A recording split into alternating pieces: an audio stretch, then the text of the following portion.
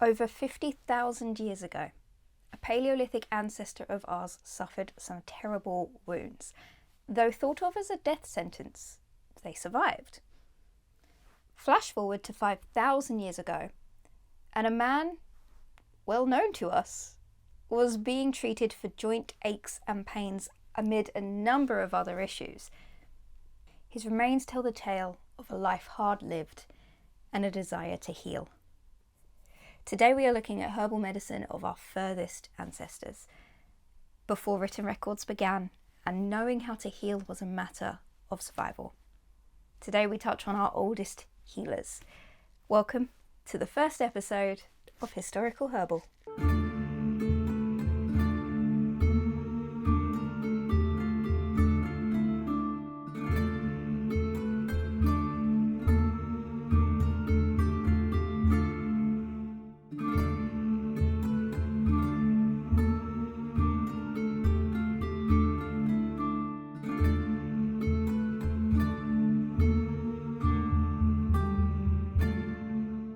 In this video we will be looking at the archaeological evidence that helps us piece together herbal knowledge that existed before written texts.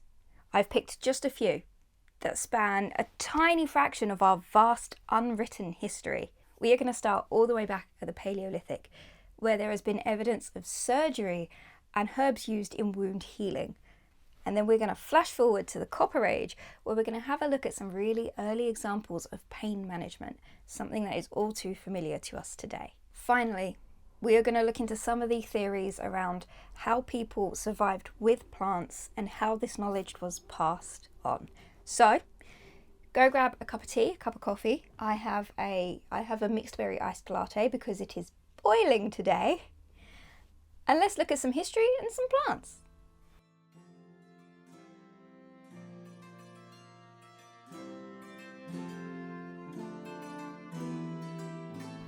Over 60,000 years ago, an ancestor of ours was struggling with a health issue unknown to us, but using treatments that look very similar to things that we do now.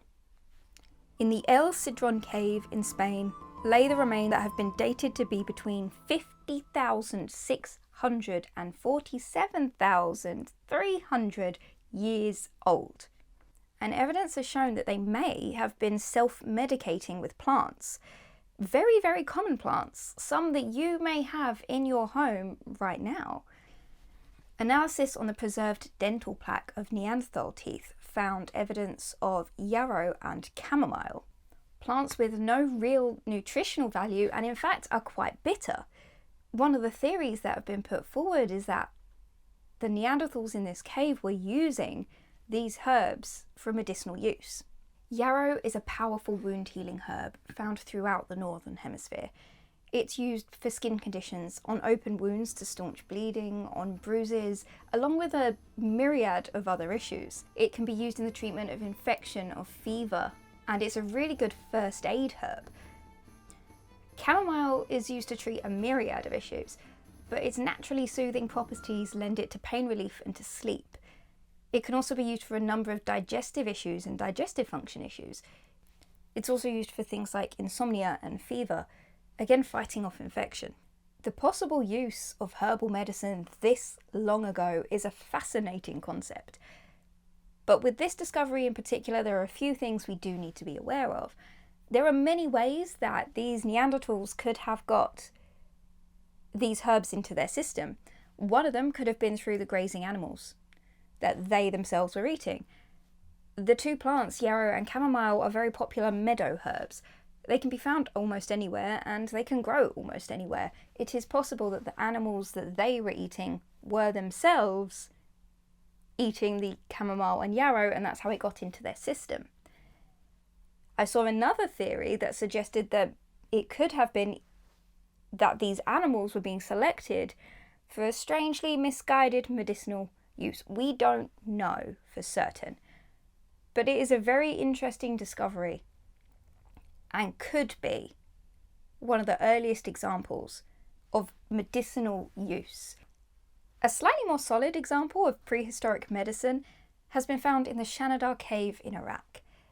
This cave has yielded some fascinating results, including evidence of surgery, of healing, of community care, and of ritual burial practices.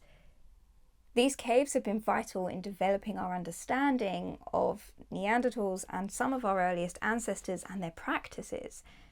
These caves are giving us examples of how they lived, how they healed, and how they died. 5 distinct bodies have been found thus far, labelled Shanidar 1 to 5. I believe more bodies were found in 2020, but I've seen varying things that there were between 1 and 6. So stuff is always coming out from this cave. It looks like an amazing site where people have been buried for generations. There is a lot to go over in this cave, but we are going to focus on just one skeleton today. That is that of Shanidar 1. Affectionately known as Nandi, as he was nicknamed by his excavators, his remains tell a fascinating story. Nandi suffered severe physical trauma that would have left him in awful pain. A blow to the left side of his face left him blind in one eye and deaf in one ear. He also had injuries to his spine, his arms, and at some point during his lifetime had broken both of his legs. He died somewhere between the ages of 35 and 45, and as the average lifespan of a Neanderthal was 40, he could have been considered elderly by the rest of his tribe. But what's fascinating is none of those wounds are what killed him.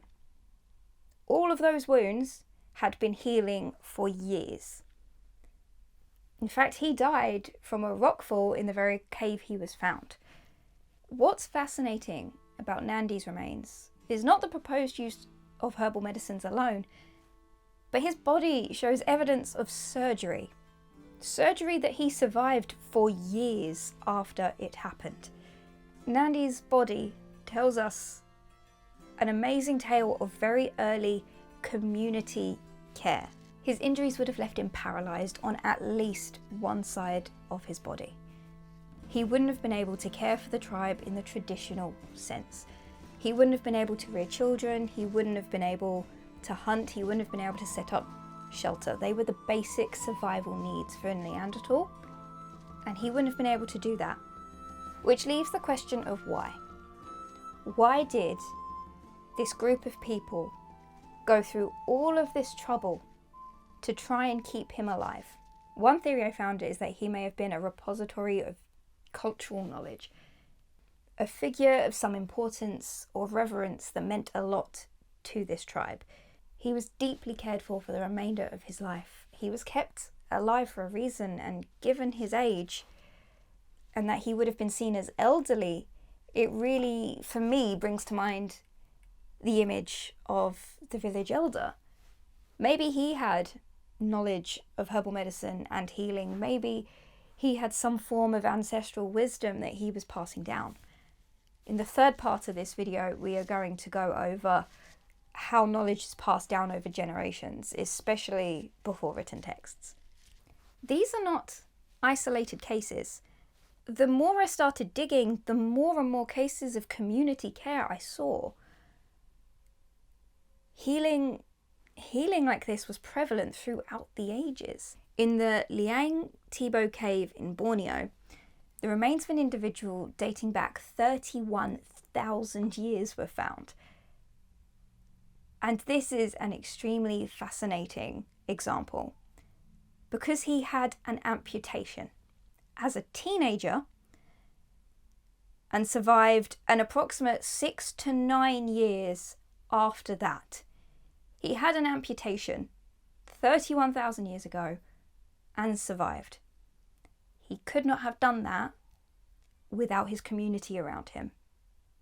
Another thing that kind of blows my mind with this example in particular is it means for a surgery to be this successful in a cave 31,000 years ago, it means that there was an understanding of anatomy, of blood flow, of the cardiovascular system, of infection. Even if it was rudimentary, there was a knowledge of it there. And this isn't an isolated example either. In 2003, the remains of someone who was believed to be a farmer was found in a cave in Paris. These remains were dated and were found to be 7,000 years old.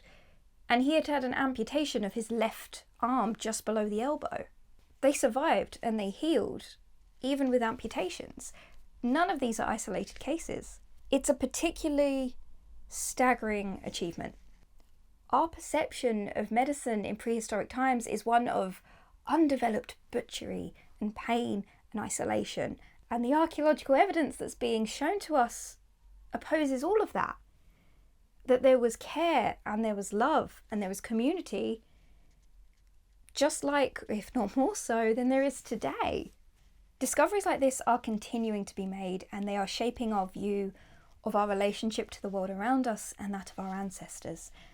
I found a quote that I particularly liked in a paper by Shipley and Kitchener that said, "Our understanding and appreciation of the cultural sophistication of Neanderthals are only now extending to their diet. 3 decades ago, we thought that they were obligate scavengers, and 2 decades ago, we accepted that they were highly effective hunters and top predators in their environments.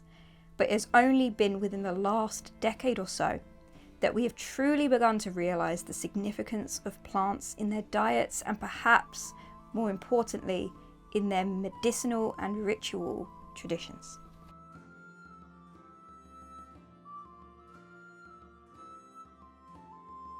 In September of 1991, in the Tyrolean Alps in Italy, 2 tourists stumbled upon what they believed was the body of a recently deceased man. This corpse, half exposed from the ice, would go on to become one of the world's most well-known naturally preserved mummies. This Copper Age body, over 5,000 years old, would soon be known as Ptzi the Iceman. His life and death remain both a fascinating tale and a captivating mystery, a story that would end with an arrow in the back. But it's not his body or his story that we are really interested in right now. It's something that was next to his body. Found next to him, attached to a leather belt, seemed to be a survival kit, and in it contained medicinal plants. Ptzi was approximately 45 years old at the time of his death, and he had a lot of ailments.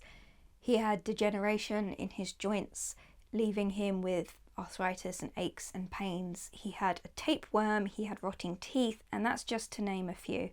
He would have been in a lot of pain. His body has left us evidence of the treatment of these ailments, notably the famous 61 tattoos. The 61 tattoos were a number of lines and dots found all over his body where a wound was intentionally made and then would have been rubbed with some kind of ash so that when it healed over it would have stayed darker. These were over pressure points on the body. They were largely on his wrists and ankles where degeneration had been found. It is thought that this is a really early form of acupuncture. He was using these holistic practices to try and ease his pain. In his pouch and in his stomach, they found Fomitopsis betulina, more commonly known as the Birch polypore mushroom. This mushroom is antifungal, anti-inflammatory, antibiotic, styptic, and it keeps going. It has been described as the Swiss Army knife of mushrooms because not only can it be used medicinally, it can be used in fires. It can be used as, I think if you harden it, you can also use it to sharpen like blades. Given the long list of conditions he had, he could have been taking this for any of them or for all of them. We know how important this mushroom was to him because he also had it on a cord around his neck. The fruits and grains near him gave us an idea of the kind of things he was eating, and one of them was sloe berries, the fruit of the blackthorn tree. This is also a medicinal herb. He could have been picking these berries as he was making his way up the Alps. Maybe he was taking them just for food, and maybe he was using them for his pain. Sloe berries in a medicinal sense have been used to treat diarrhea, and given that he had a tapeworm, it would make sense that he was taking these to make himself feel better, possibly to help deal with the side effects of his tapeworm.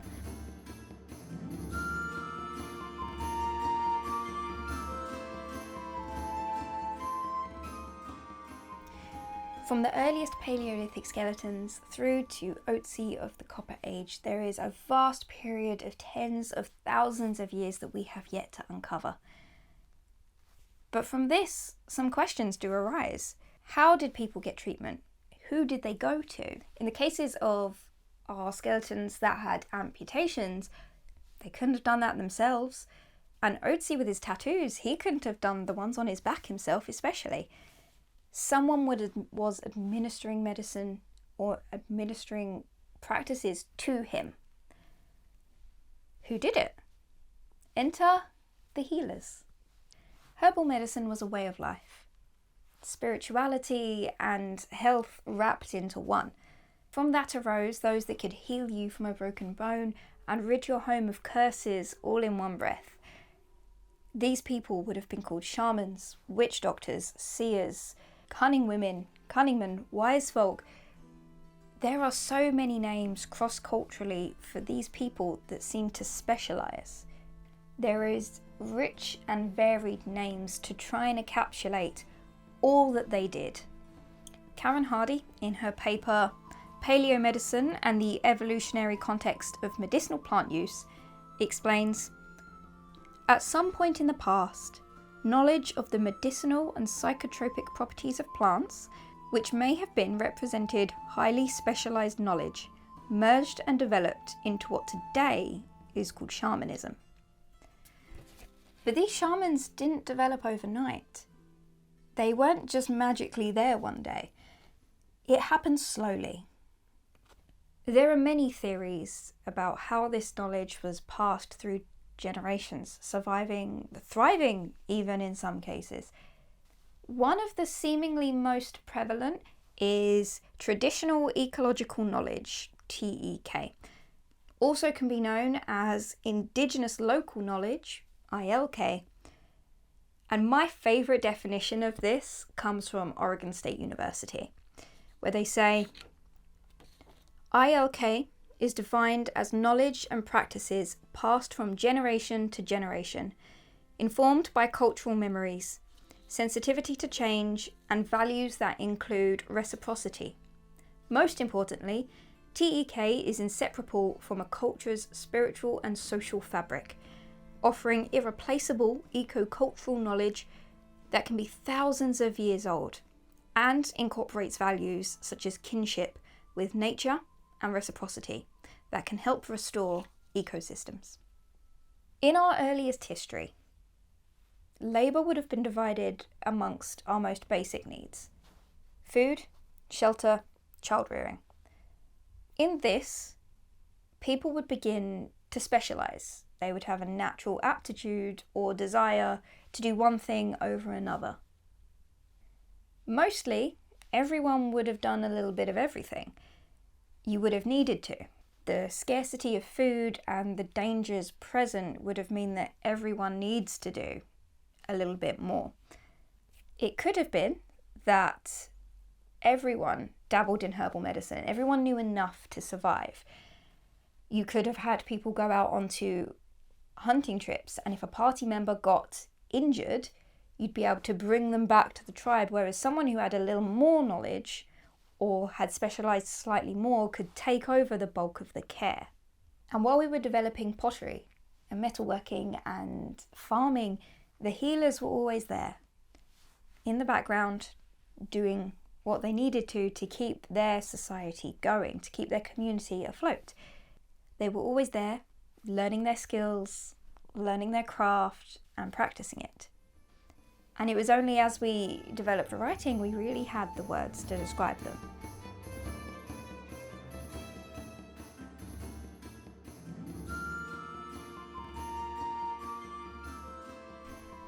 The history of herbalism is our history.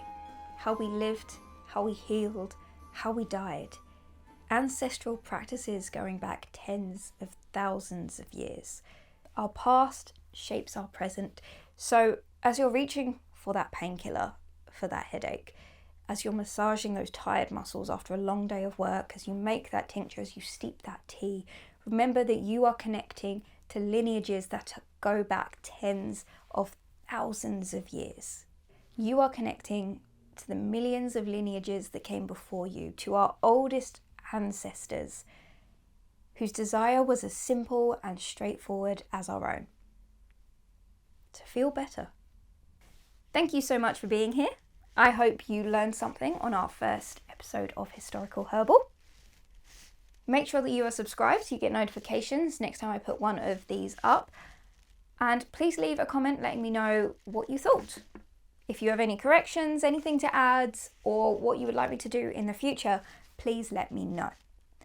If you're new here, my name is Shannon, I am the Wisdom Wench, and on this channel you're following my journey to become a clinical herbalist and my pursuit of a fulfilling, spiritual and sustainable, gentle life.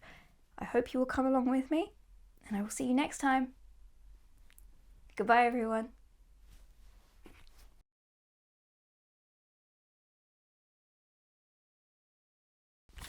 Let's go.